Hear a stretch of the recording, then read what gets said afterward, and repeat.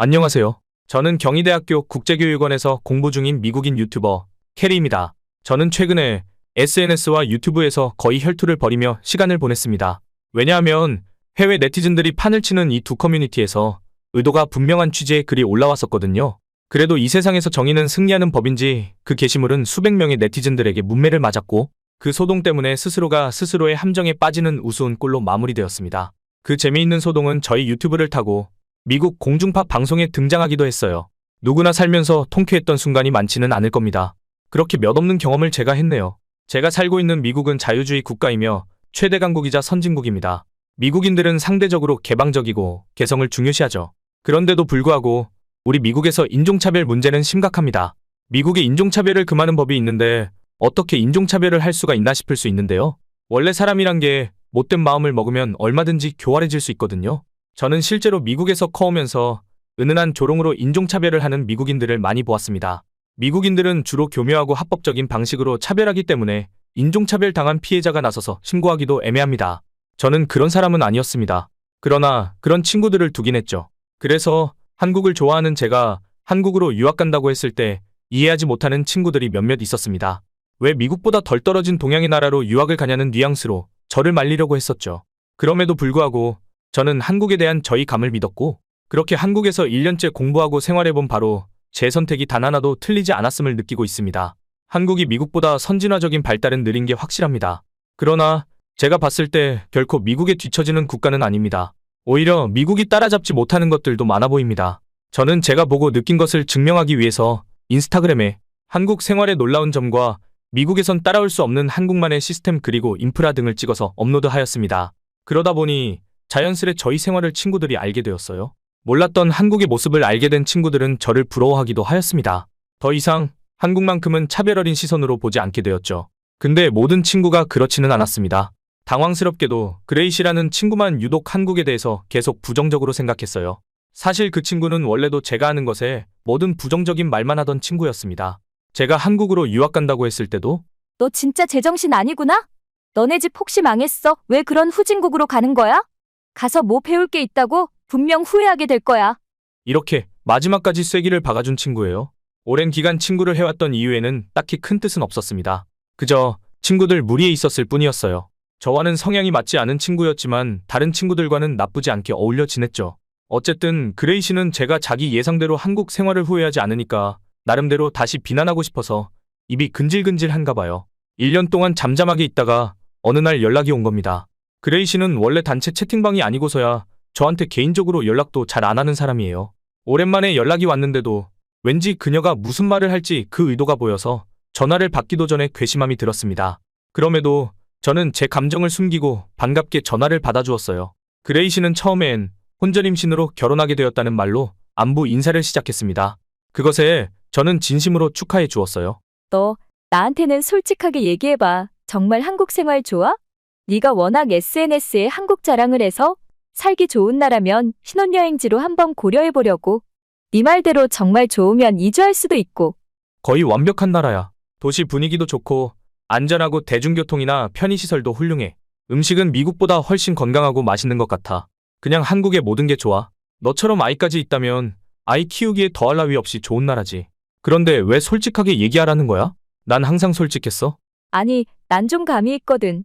솔직하게 얘기하고 싶어도 솔직하게 얘기 못하는 그런 순간도 사람이 살다 보면 생기잖아. 뭐 알겠어. 앞으로도 잘 지내. 네 말이 사실이라면 나도 한국에서 살고 싶다. 하지만 역시나 그레이시는 저희 얘기에 집중하지 않았습니다. 그저 뭔가 트집 잡고자 연락한 목적이 커 보였어요. 저의 말이 사실이라면 한국에서 살고 싶다고 했는데 그 말에 영혼이 없더라고요. 그래도 그레이시가 제 생활에 대해서 따로 모욕한 부분은 없었습니다. 그레이시 성격에 그게 좀 의외였어요. 그날 심심찮게 통화 마무리한 것이 이상하게 찝찝하였습니다. 역시나 한 이틀 후에 그레이시는 이를 터뜨리고 말았습니다. 그레이시의 SNS에 충격적인 게시물이 올라온 거예요. 내가 최근에 한국에 살아본 사람들하고 이야기를 좀 해봤는데 하나같이 한국에서 살면 불행하다고 하더라. 한국에 가는 순간 굶어 죽는 건 한순간이래. 잘 먹고 잘 사는 사람들은 다 보여주기식이라던데. 정말이야? 한국에 사는 친구들아, 좀 알려줘.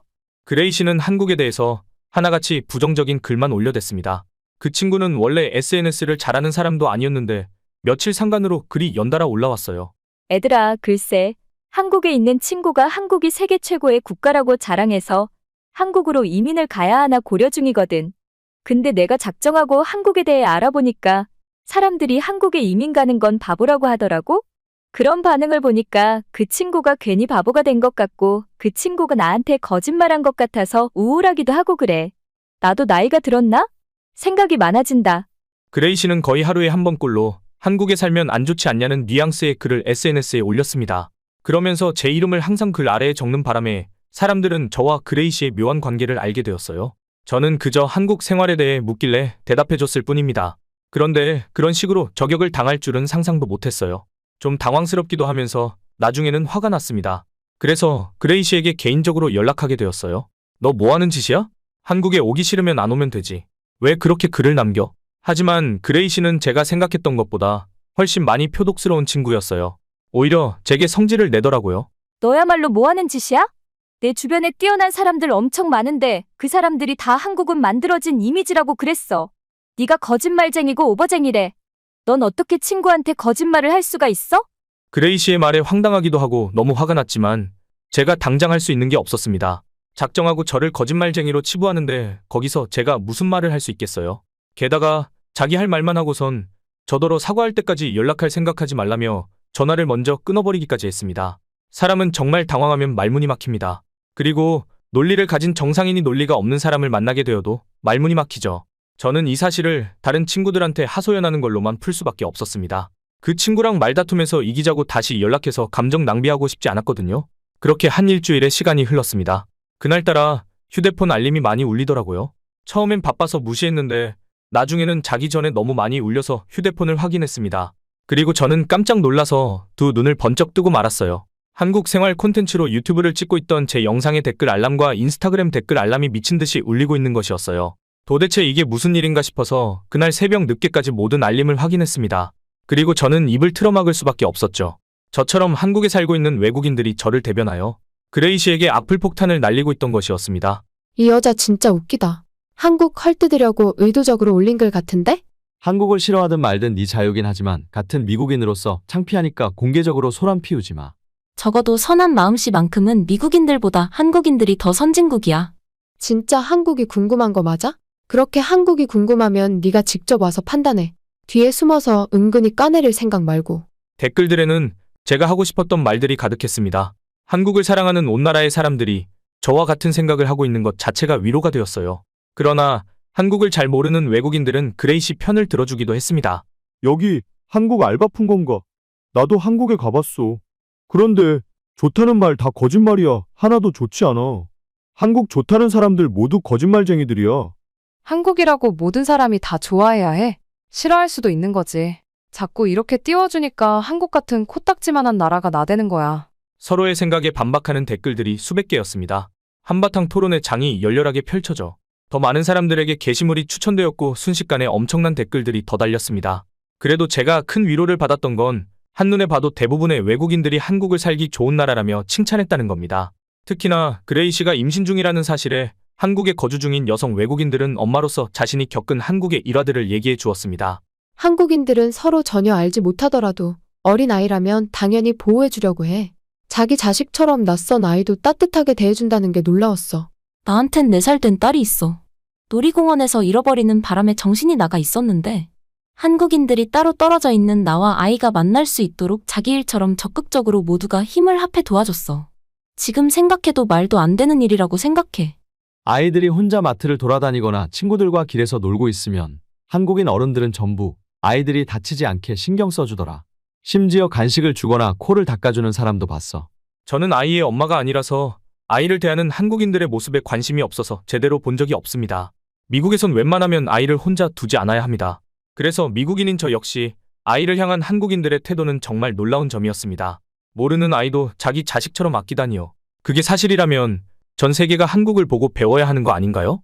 이렇게 많은 이들이 찾아와서 증명해 주는데도 그레이 씨는 여전히 부정적이었습니다.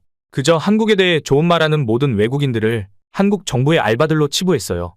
제가 보기엔 그런 그레이 씨의 태도야말로 같은 미국인으로서 수치스러웠습니다. 그리고 순간 저는 아주 좋은 생각이 떠올랐습니다.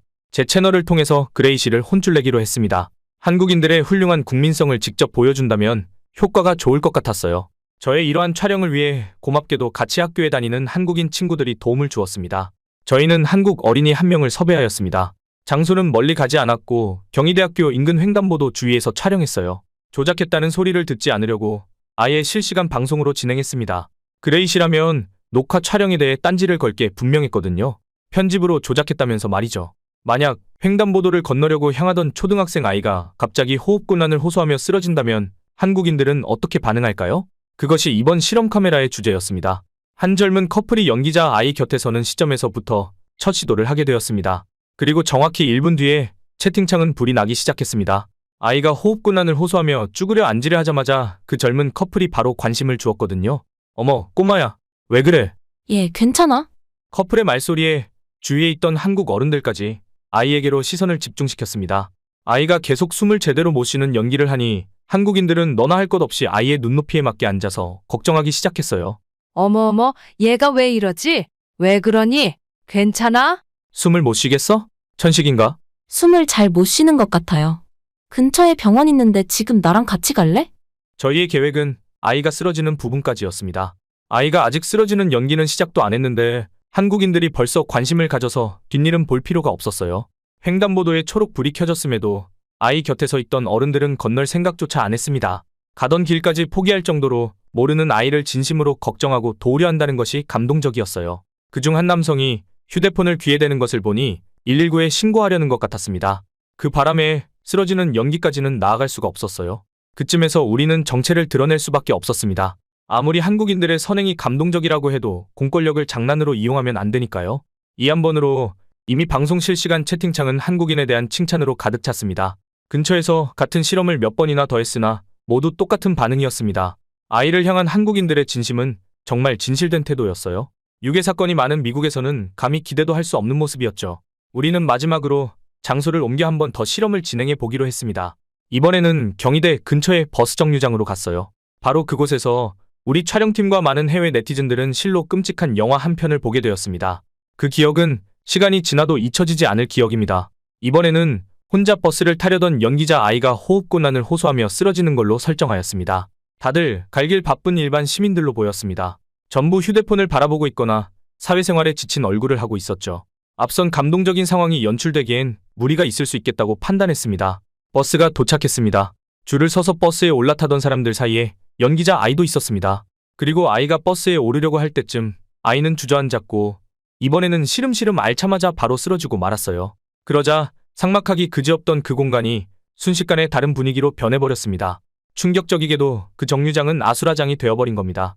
쓰러진 아이 하나 때문에 버스 입구가 막히자 뒤에 줄 서 있던 승객들이 미친 듯이 새치기를 하기 시작했어요. 갑자기 질서가 없어진 그 형편없는 모습을 보며 촬영하던 우리와 실시간으로 지켜보고 있던 네티즌들이 모두 당황했어요.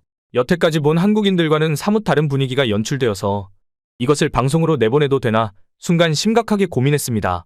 그런데 촬영을 접기 전에 머지않아 뭔가 이상한 점을 발견하게 되었습니다. 미친 듯이 새치기를 하던 승객들이 희한하게도 버스에는 올라타지 않는 겁니다. 전부 입구 앞에서만 바글바글 모여 있었어요. 알고 보니 입구에 쓰러진 아이를 살피려고 뒤에서 전부 다 몰려온 것이더라고요. 심지어 이미 버스 안에 타고 있는 승객들까지 놀라서 입구로 몰려들었습니다. 기사님은 출발해야 함에도 불구하고 브레이크를 걸고서 아이를 안아드는 모습까지 보여주었어요. 죄송하지만 승객 여러분, 여기 근처에 경희대학 병원이 있는데 이 아이 좀 데리고 가도 되겠습니까? 버스 기사가 우렁차게 외쳤을 때 저는 무리한 요구라고 생각했습니다. 겨우 한 아이를 위해 수십 명의 한국인들이 제 갈 길을 지체해야 하는 거잖아요. 그것은 상당히 비효율적인 태도라고 생각했습니다. 미국이라면 차라리 응급차를 기다렸을 겁니다. 그게 아니라면 사실 나의 아이가 아니기 때문에 무시할 수도 있죠. 도와주는 게 자유인 것처럼 무시하는 것도 자유라면 자유일 수 있습니다. 하지만 저는 곧 저희 생각이 짧았다는 걸 깨달았습니다. 버스 기사의 용기 때문에 전 세계 어디에서도 볼 수 없는 기적 같은 순간이 제 영상에 담겼어요.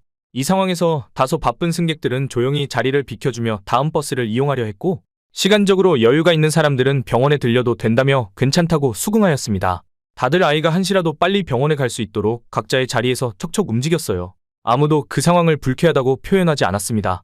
이런 말도 안 되는 놀라운 일이 벌어지자 영상 실시간 채팅창에서는 특종이라며 난리가 났습니다. 이건 유튜브로만 나가기 너무 아까운 모습이야. 세상 사람들이 다 이 모습을 봐야 해. 어떻게 모든 사람들의 마음이 같을 수가 있지?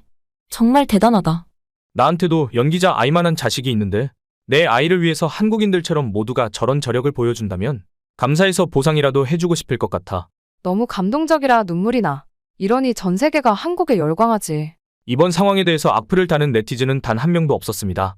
일이 너무 커질 것 같아서 승객들이 내리기 전 우리는 그만 실험 카메라를 종료하였습니다. 아이도 연기를 그만두었고 놀란 시민들에게 달려가 저희들이 경희대학교 학생임을 밝혔어요.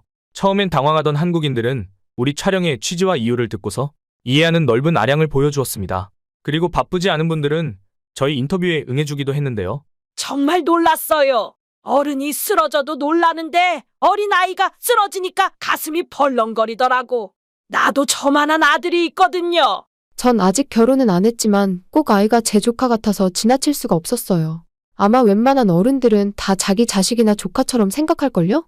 대부분의 시민들은 아이를 자기 가족으로 생각하고 도운 것이었습니다.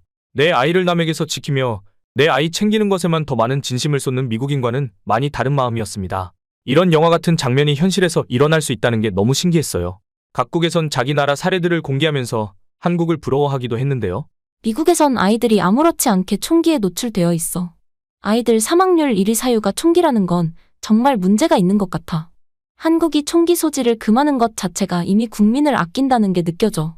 미국은 마트에서도 한눈 팔면 순식간에 아이 손을 잡아채가는 미친놈들이 많잖아. 근데 한국은 아이가 미아되는 순간 단합해서 아이 가족을 찾아주다니. 너무 감동적이야. 우리 멕시코는 이웃집도 조심해야 돼. 나도 내 자식들이 안전하게 살 수 있는 곳에서 지내고 싶어. 중국에서는 아이 엄마 눈앞에서 아이를 납치한다고 하던데 한국에선 그런 일이 생기더라도 주변에서 달려와 다들 구해줄 것 같아. 한국과 비교하여 미국을 돌아보니 상대적으로 미국이 많이 위험하다는 게 느껴졌습니다. 한국에선 아이를 낳으면 모든 이들이 엄마고 아빠라는 말이 외국인들 사이에서 괜히 도는 게 아니었어요. 실제 NIT에 따르면 자택 내부에 장전된 총기가 있는 환경 속에서 자라는 미국 어린이가 무려 450만 명에 달한다고 했습니다. 마약성 진통제인 오피오이드의 남용이 미국에서 확산되면서 마약으로 인한 청소년과 어린이의 질식 사고도 12.5% 증가했다고 합니다. 총기와 마약 등으로 인한 치명적인 사고가 늘어나면서 사고로 사망한 미국 청소년과 어린이의 수 역시 2011년 10만 명당 14.07명에서 2021년 10만 명당 17.3명으로 증가하였습니다. 미국에는 한국에서처럼 지정된 어린이날이 없습니다. 딱히 어린이날이 없는 이유는 1년 365일 내내 어린이를 보호하고 사랑해야 한다는 생각이 깔려있기 때문입니다. 그런 사상이 있는 나라임에도 불구하고 미국 어린이들은 위험에 노출된 채 살고 있습니다. 안전을 위해서는 스스로 몸을 사리는 수밖에 없죠. 이런 걸 총체적으로 생각했을 때 저도 친구들도 아이가 생긴다면 한국에서 키우고 싶다는 생각을 절로 하게 되었습니다. 문득 이러한 분위기에서 당연하게 살고 있는 한국인 친구들이 부러웠습니다. 한국에는 주변에 먼저 말하지 않아도 어려움에 처한 사람을 도와주는 상냥한 이웃과 친구들이 많아서 요즘 한국에 정착하려는 외국인들이 늘고 있는 추세라고 합니다. 각 대학교 국제교육원들이 한국에서 공부하고 있는 외국인 유학생을 상대로 조사를 실시했는데요. 한국에서 계속 살고 싶다고 답한 외국인이 평균 87%라고 하더라고요. 한국은 진짜 다른 나라들보다 코로나 대응이 훌륭했어. 그거 보고 한국 여행이 제일 먼저 하고 싶었다니까. 나는 한국만큼 살고 싶은 나라가 없더라. 내가 여행을 좋아해서 캐나다랑 미국이랑 일본, 러시아 그리고 영국까지 다 가봤는데 결국 한국에 정착 중이야. 한국이 최고더라고. 한국인들은 외국인들이 높은 삶의 질을 유지할 수 있도록 만들어줘. 친절하고 대단한 국민성을 갖췄잖아. 부산에 가본 사람 있어? 캘리포니아 사람들에겐 부산만큼 최고의 도시가 없어. 나는 한국 여행 가면 꼭 부산에 햇볕을 쬐러 가. 한국인들은 한국을 헬조선이라고 표현하기도 하더라고요. 그런 말로 한국 사회를 깎아내리기엔 한국에 거주하는 외국인들의 입장에서 바라본 한국 사회의 모습은 지옥보단 천국에 가깝다는 걸 알아주셨으면 좋겠습니다. 그레이시 때문에 시작한 실험 카메라였지만 저도 개인적으로 배운 게 많았던 시간이었어요. 그리고 그레이시는 제 유튜브를 봤는지 한국에 대해 부정적으로 나열했던 모든 게시물과 스토리를 내렸습니다. 비록 제게 사과 한마디 안 했지만 말도 없이 잠적한 것 보면 자신이 잘못된 생각을 했던 걸 느낀 듯합니다. 아마 자존심이 세서 사과는 안 할 거예요. 앞으로는 부디 마음을 곱게 써서 한국의 훌륭한 점을 인정할 수 있는 개방적인 미국인이 되길 바라네요.